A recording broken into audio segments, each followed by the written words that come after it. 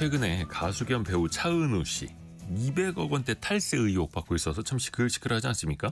물론 이제 법적인 판단으로까지 이어가겠습니다만 연예계에서 사실 이런 일이 또 반복되기도 합니다. 어떤 논쟁 때문일지 슬기로운 세무 세공화 시간에 한번 들어보시죠. 누리세무그룹 김철훈 세무사와 함께합니다. 안녕하세요. 안녕하세요. 김철훈 세무사입니다. 참 이게 탈세, 절세 사이가 미묘합니다. 네. 간격이 되게 커 보이기도 하고 차은우 씨 측에서는 뭐 법 해석의 차이다라고도 하던데 네. 아니 그렇다고 해서 200억이나 차이가 납니까? 그죠. 돈을 벌면 이제 세금을 일단 내야 되는데 네. 그 돈을 이제 개인이 벌었다라고 한다면은 소득세를 내야 됩니다. 소득세는 이제 많이 벌면 벌수록 높아져가지고요. 최고 세율은 이제 45%까지 올라가는데 네. 여기에 지방세 10%까지 더하면 최고 49.5% 거의 50%죠. 절반이에요. 예, 이걸 느끼는 사람들은요 체감상 이게 세금이 기하급수적으로 올라간다고 느껴지게 되는데 100억을 벌면은요 거의 절반을 세금으로 내야 됩니다. 그런데 이제 회사를 만들었다고 가정을 해서 그 번 돈 100억을 회사가 번 돈으로 처리하잖아요. 그럼 회사가 내는 세금은 최고 24%, 뭐 개정돼서 25%예요. 거의 20% 가까운 세금을 아낄 수가 있어요. 그래서 이제 차은우 씨 어머니가 회사를 만들고 이 회사가 소속사랑 계약을 맺는 방식으로 해서 이제 뭐 세금을 줄였는데 국세청이 문제를 삼은 거는요. 이거 그 회사가 진짜 그 일을 한 게 맞아요? 이거예요. 이제 세금은 실제로 누가 돈을 벌었는지를 보는데 차은우 씨가 직접 몸으로 뛴 건데 회사의 이름만 그냥 빌린 거라고 한다면은 그건 회사 소득이 아니라 개인 소득이라는 게 국세청의 입장이에요. 그래서 이제 결국은 회사가 진짜로 일을 했는지 아니면 세금을 줄이기 위해서 이름만 빌린 건지 이걸 판단하는 게 핵심입니다. 그래서 아직은 결론이 난 게 아니니까 좀 더 지켜봐야 될 것 같습니다. 그 국세청 직원들도 아마 그 장어집 가봤을 거예요. 네. 차은우 씨 어머니가 이제 장어집 하고 있는데 그 차렸던 법인이 그 장어집 건물에 등기가 돼 있다는 거잖아요. 예. 그럼 이제 차은우 씨 입장에서는 입증을 해야겠죠. 이거 실제 법인 맞다. 어떤 식으로 입증을 해야 될까요? 네, 이렇게 장어집 식당에서 매니지먼트 업무가 가능한지 의구심 드는 거 외에도 의심을 좀 더 삼은 분들이 있는데요. 네. 이 회사가 장부를 공개해야 되는 회사에서 장부를 공개하지 않아도 되는 공개 의무가 없는 회사로 형태로 바꾼 것도 있고요. 또 주소지도 이제 강화군에 있는 장어집으로 했기 때문에 나중에 부동산을 살 때에도 세금을 덜 낼 수 있는 구조였다라는 거예요. 네, 실제로 이제 직원이나 사무실이 있었는지 의문이 제기되고도 있고요. 그래서 국세청 입장에서 봤었을 때는 아니 수백억 원 매출을 올리는 톱스타 관리를 장어집에서만 했었다고요? 라고 볼 수밖에 없는 겁니다. 이것도 나중에 이제 뭐 법적인 또 쟁점이 계속 이어질 것 같고요. 근데 이제 중요한 게 200억 원의 세금을 안 냈다는 게 아니잖아요. 예, 그렇죠. 그 중에 벌금 성격, 뭐 가산금 이런 게 뭐 최대 100억까지도 될 수 있다 이러더라고요. 네. 실제 이렇게나 많이 물리게 돼요? 네, 200억 중에 실제로 원래 냈어야 할 세금은 한 100억에서 140억 정도고요. 예. 나머지 금액은 벌금 성격의 돈이에요. 이게 뭐냐면 이제 세금을 제때 안 내면은 두 가지 벌금이 붙습니다. 첫 번째는 이제 너 일부러 속였지라는 거에서 뭐 판단을 하면 원래 내야 될 세금의 40%를 추가로 때리게 됩니다. 그래서 100억이 세금이라고 하면은 여기에 40억이 더 붙게 되는 거고요. 두 번째는 이제 이자 성격이에요. 세금을 늦게 냈다 하면 그동안에 이자가 쌓이게 되는데 이걸 납부지연 가산세라고 합니다. 쉽게 말해서 이제 연체료라고 보면 되는데요. 가산세. 예. 그래서 200억 중에 안 낸 세금 200억 중에 한 60억에서 100억 정도는 거짓말한 대가라고 보면 될 것 같습니다. 엄청납니다. 네. 근데 사실은 100억 혹은 뭐 140억 이 정도의 세금을 안 낸 것도 상당한 금액이긴 해요. 네. 그러면 대체 얼마나 벌은 걸까? 또 역산해 볼 수도 있잖아요, 이게. 맞아요. 예. 이제 앞서 설명드린 것처럼 이제 회사를 통하면은 20% 초반대만 내면 되는데 네. 국세청이 이걸 이제 인정을 하지 않는 거예요. 그래서 회사가 번 돈은 다 개인이 번 돈이다라고 해서 다시 개인 소득으로 바꾸고 그리고 더 높은 세율을 이제 적용을 해서 세금을 다시 계산한 금액을 본세 기준으로 역산을 한번 해보잖아요. 그러면은 문제가 된 소득이 한 300억 이상으로 추산을 할 수가 있습니다. 문제가 된 소득은 300억 이상일 수 있다. 또 그 최근에 배우 김선호 씨, 네. 또 탈세 의혹이 불거졌다 하더라고요. 연예인들의 이런 비슷한 논란 왜 자꾸 나오는 걸까요? 네, 이제 우선 이제 연예인 수입 구조가 일반인들과는 좀 다르게 특이하다는 점인데요. 예를 들어서 일반 직장인 같은 경우라고 예를 들면은 회사에서 월급을 받잖아요. 그러면은 세금이 자동으로 빠져나가게 됩니다. 그런데 이제 연예인 같은 경우는 드라마 출연료, 뭐 광고료도 있고요, 행사비, 해외 수입같이 이렇게 돈 들어오는 곳이 여러 곳에서 들어오게 되는데 네. 그러다 보니까 이 중간에 돈이 들어오는 중간에 회사를 하나 끼워 넣게 되면은 수입을 그 회사와 연예인이 나눠서 가져가기 때문에 처리하기가 훨씬 쉬워집니다. 그 회사는 실질적인 내 것 혹은 내 가족 것이고. 맞습니다. 그래서 이거는 내 개인에 대한 돈, 그리고 이거는 회사에 대한 돈으로 이렇게 나누게 되면은 뭐 세금적으로 뭐 나눌 수가 있는 부분이 있는데, 그래서 많은 연예인들이 1인 기획사를 차리게 됩니다.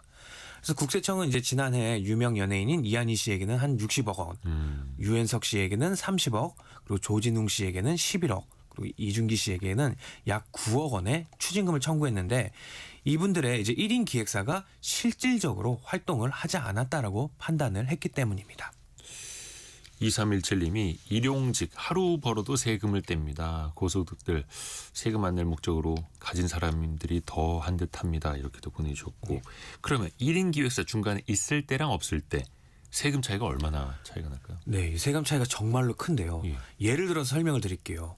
어떤 배우가 1년 한 100억을 번다고 가정을 했을 때 네. 1인 기획사가 없잖아요. 그럼 이 100억이 전부 개인 그 배우의 소득이 됩니다. 네.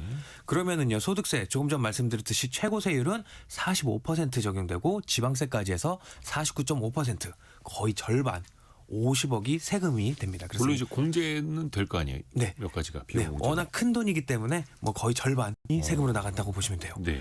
근데 이제 1인 기획사가 있으면은 이 100억 중에 70억 정도를 기획사, 회사 수입으로 나누고요. 나머지 30억을 본인 수입으로 나눴다고 가정을 해보면 회사 수입 70억 원에는 법인세 20%와 지방세 2% 적용해서 한 15억 정도를 내고요. 그리고 본인이 가져온 수입 30억 원에는 소득세가 붙어서 한 12억 정도 뭐 나오게 될 거예요. 그래서 이 둘을 합치면 약 한 30억 원 정도로 나눌 수가 있는데, 이제 같은 100억을 번다고 하더라도 이제 개인으로 했을 때는 세금이 50억, 그리고 중간에 회사를 넣게 되면 세금이 30억, 무려 한 20억 원 가까이가 차이가 와. 나게 됩니다. 그래서 왜 우리가 어떤 연예인이 기존의 기획사랑 계약이 끝났을 때 1인 기획사 설립한다고 하는데 네. 그 1인은 소속 연예인 1인이라는 뜻이지 직원이 1인이라는 건 아니잖아요. 그렇죠. 뭐 매니지먼트 하면서 실질적으로 이제 법인의 실체가 있어야 되는 거니까. 예, 맞습니다. 이게 법인을 통해서 세금을 줄이는 것 자체가 문제는 아니고 어디서부터 이게 탈세 영역으로 갈 수 있다. 어떻게 봐야 됩니까? 예, 방금 말씀하신 것처럼 이제 진짜로 회사가 있고 직원도 있고 또 뭐 사무실도 있고 이러면 문제가 없어요. 네네네. 합법적으로 절세를 하는 겁니다. 근데 이제 국세청에서 봤을 때는 실질 과세 원칙이라는 거를 적용을 하게 됩니다. 쉽게 말해서 이름이나 서류가 아니라 실제로 돈은 누가 벌었는지 이걸 보는 거예요. 그래서 형식이 아니라 실질을 본다 이 뜻인데요. 그래서 이제 회사가 인정을 받으려면 세 가지가 있어야 됩니다. 먼저 진짜 업무를 볼 수 있는 공간인 사무실이 있어야 되고요. 네. 두 번째로는 이제 매니저라든지 아니면 회계 담당이라든지 이렇게 실제로 일을 하는 사람, 즉 직원이 있어야 됩니다. 그리고 마지막 세 번째는 스케줄 관리를 한다든지 계약 협상을 한다든지 뭐 홍보 활동 이런 걸 하는 실제로 업무가 있어야 됩니다. 이렇게 법인을 세우는 건 문제가 되는 건 아닌데 사업 실체 없이 세금 혜택만 받으려고 한다면은 이게 탈세로 연결될 수 있기 때문에 조심하셔야 돼요. 사실 이거는 입증하고 못하고가 명확하게 나올 것 같아요. 예, 맞아요. 사무실 직원 그리고 실제 업무 기록 찾아보면 되겠죠. 그러면 그 1인 개인 사업자도 왜 법인으로 전환할 수 있잖아요. 네. 세금 측면에서 좀 유념해야 할 거, 조심해야 될 건 뭐가 있을까요? 네, 1인 사업자 중에 이제 나도 법인으로 바꾸면 세금을 아낄 수 있나라고 물어보는 분들이 많이 계시는데요. 뭐 유리한 건 많지만 무조건 100% 다 유리한 건 아닙니다. 그러면 이제 아니 법인세가 소득세보다 세율이 더 낮으니까 유리한 거 아니에요라고 하는 분들이 있는데 이건 소득이 어느 정도 이상이 되었을 때 혜택을 받을 수가 있는 거예요. 예를 들어서 1년에 한 1억 조금 넘게 버는 분들이라면 오히려 개인 사업자가 세금이 더 적게 나올 수 있어요. 또 법인을 유지하려고 한다면 추가적으로 세무 비용도 들어가고요. 등기 비용 같은 이런 관리 비용도 많이 들어가게 됩니다. 또 법인으로 했을 때 안 좋은 점이 회사 법인에서 번 돈을 내 맘대로 못 써요. 개인 사업자 같은 경우는 번 돈이 바로 내 돈인데 법인은 좀 다르거든요.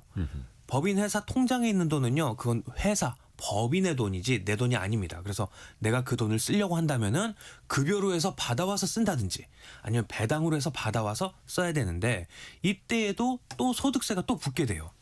그래서 이걸 모르는 상태로 회사 돈을 막 내 돈인 것처럼 막 쓰게 되면은 나중에 세금 문제라든지 횡령 문제까지도 생길 수 있으니까 조심하셔야 되고요.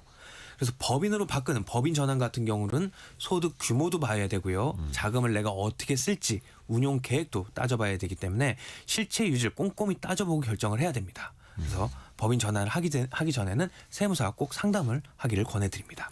4345님이 정부가 1인 법인 설립을 허가해서 이런 상황을 암시적으로 허가해주고 이제 와서 문제 삼는지 점점점 이렇게 보내주셨는데 법인 설립은 허가제가 아니죠. 네, 그렇죠. 이게 신고제입니다. 누구나 법인을 설립할 수 있습니다. 다만 이제 세금은 정확하게 내야 된다라는 거고.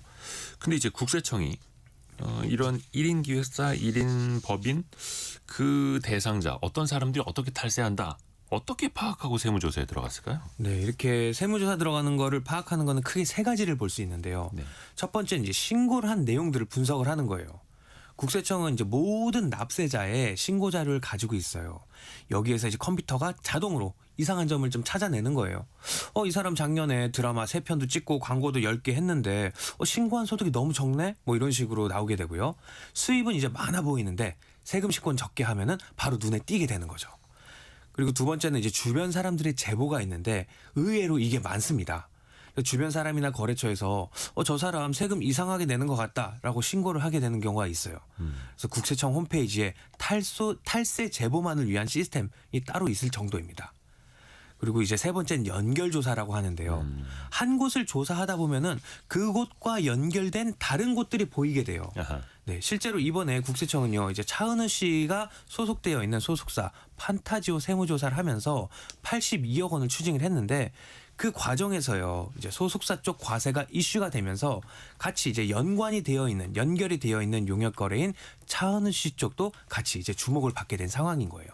그래서 정리를 하면은 이제 신고 내용을 분석을 한다든지 아니면은 누군가의 제보를 받는다든지 아니면은 거래 상대방이 있는 연결 조사 이렇게 혐의 있는 경우에 조사를 하게 됩니다. 그 차은우 씨의 소속사 판타지오는 시가총액이 187억 원입니다.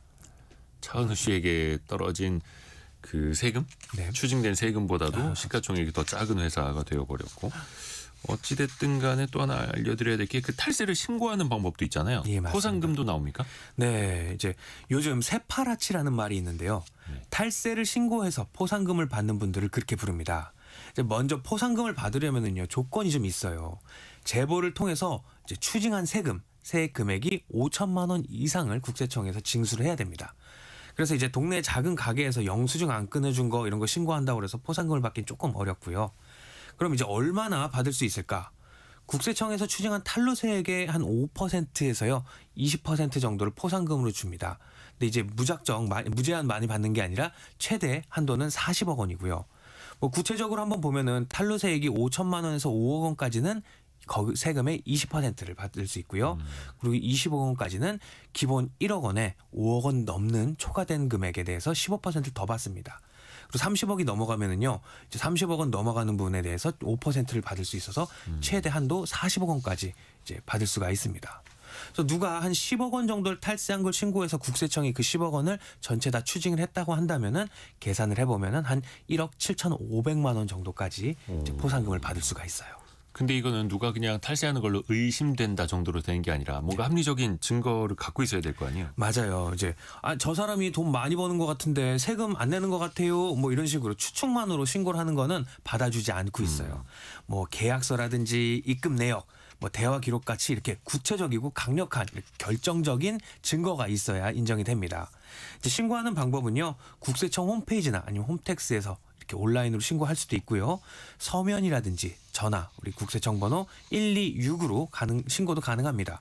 또 익명으로도 제보가 가능하고요. 신고를 이제 본인이 신고 명의했다면은 신원은 공익신고자 보호법에 따라서 철저히 보호가 되기도 합니다. 구체적인 증거를 가지고 그렇죠, 탈세를 신고하는 것도 하나의 또 방법이고요. 김철훈 세무사였습니다. 고맙습니다. 감사합니다. 라디오 정보센터 다녀옵니다.